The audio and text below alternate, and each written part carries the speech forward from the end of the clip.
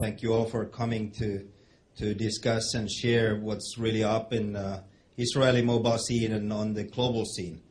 And it's definitely my interest to be here for the first time after 4 years running the Mobile Monday chapter here, and this is my first visit. And thank you all here for giving me 10 minutes. I mean, it took me 30 hours to get here, and it takes me 30 hours tomorrow, and I will catch my breath and be fast in 10 minutes. But this is the story of Mobile Monday. This is a snapshot of our page today. We are launching chapters in very interesting places today. One is Minsk in Belarus. Another one is in Ethiopia, Guangzhou. So it's really the, I think this must be working. The growth scene that we see today, discussing with you guys yesterday, your focus still is very much US and West Europe. But on the global scene, we see the growth in our industry in different regions, which is very much in Africa, Southeast Asia, India, Latin America. And I encourage you to talk to us and really see the potential on the global space, because it's really booming around the world. And of course, I see you guys all here because of money. The industry is booming still. It took us 27 years to grow over $1 trillion industry, and it's still on the growth stage. And I think most of these structures are still undefined in our industry. But I see this also as another dimension. I see this tagline that I was given in Africa 2 years ago, that mobile is the privilege of our generation. And I think that's something that drives me forward. And we can do a lot of things that will change societies, will change opportunities for individual people. And for 2 years, I saw that as, you know, the privilege to be in developing something in unprivileged markets. But it's funny that last week, actually, I went to my home in Finland, and I actually took this into a very personal level, because I have my eldest daughter, Katja, on the red. She's mentally handicapped. And the story is quite interesting, because she went through the best schooling system in Finland for over 10 years, and she never developed the skills to write and read. And we were sort of gave up that she will never learn to read and write. And about 2 or 3 years ago, she started sending text messages to me. And I was like, who is helping her?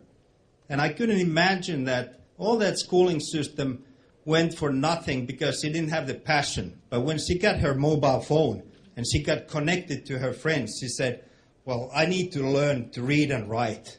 And today she's just like every other screenager. She's using the mobile phones to connect with peers. She's utilizing the tablets for internet consumption. So it's very, very close to me as well to see the privilege of mobile to our everyday lives. But more to the business side. Of course, we see this very much in everyday life, that the corporates are prisons of their own success. We see that, unfortunately, with Nokia, that I helped to build the processes to become most efficient logistics company in the world. And that same success sort of narrows the opportunities now, that they have to rewind things. And we need to have that passion and vision to creating something new. And we see that the societies and enterprises are becoming more transparent. They have to work as a platform to enable other ones to succeed. And it's a very challenging thing. We worked a lot with Ophir to sort of define how Mobile Monday needs to work as an open community, how open communities can be led, how you encourage people to work on volunteer basis. And this same happens in the corporate life today. So everything I'm investing personally, it's really to develop platforms that enable transparency in the operation. It enables people that work in the corporates to appreciate that they work for that corporation, because the IBM CEO report that was just released defines that the CEOs actually, the most concerned they are to recruit and retain talent today, because the company culture is so much more powerful than any strategy or any core values that are not felt by the employees. So if we can feel and build services that really bring transparency in the corporates, I think this is something that will succeed in the future. We also see this growth stage. I think this was MasterCard's Mobile Payment Readiness Index that was just released. And it's a funny thing that Singapore ranked #1, but Kenya ranked #4, ahead of South Korea and Japan for mobile payment readiness. You also have Philippines and Malaysia ahead of Hong Kong, Colombia ahead of Germany, Thailand, Nigeria ahead of France. So the booming opportunities are everywhere in the world, and that's really for us to work on. In Africa, typical like Kenya, less than 10% of the people have access to banking accounts, and 68% use the mobile payment solutions today. So it's really giving opportunities for individual people to be connected to society, to keep the money in a safe place. It's for the women to pay for the education of the children, because before everything was cash-based. And it's really changing a lot of things.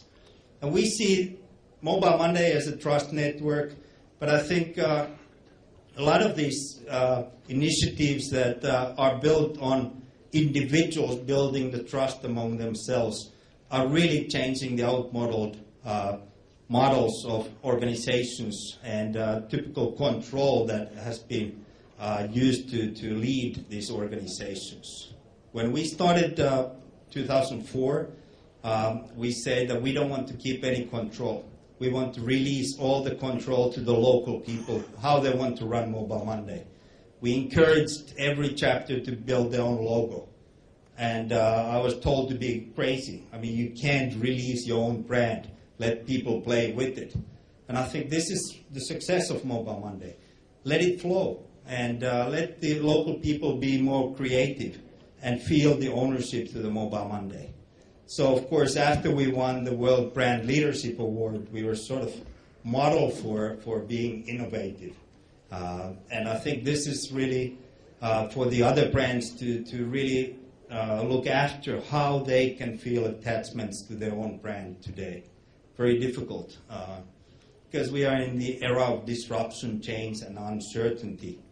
When I was born, the life expectancy of Fortune 500 company was 75 years. Today, it's 15 years and declining. So it's very dramatic, very challenging for the big players to be in this era. And I think they have outsourced much of the innovation to you guys, the startups.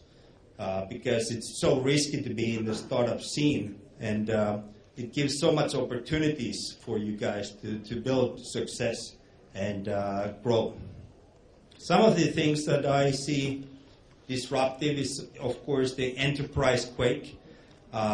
We see that this is the trend that is happening and causing a lot of challenges, because individual people are enabled to bring their own tools to their work environment. So it's a very difficult challenge for CIOs to cope with it, because security issues, but people feel more attached to their work if they can work with their own tools. So it's interesting phenomenon. Same thing with on personal level that we discussed yesterday about mobile marketing, the success and the future of it. And definitely the trend that individuals are willing to trade their identity, they trade their connections for tangible benefits. It's a huge opportunity for mobile marketing to really capture that data and utilize it, but it's also a very big personal risk that we will see in a few years with the services that are coming back to protect your personal identity, your preferences, your communities. So I think basically this is all I wanted to share at the moment in that brief 10 minutes that Ophir gave me.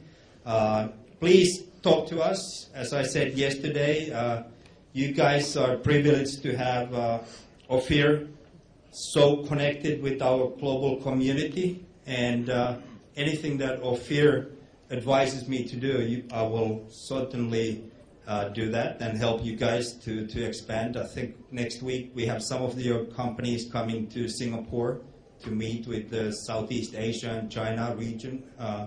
Very much encouraged. So hope to see you again soon anywhere in the world. Hopefully I'll get welcome back here, and we'll build success with you guys. Thank you.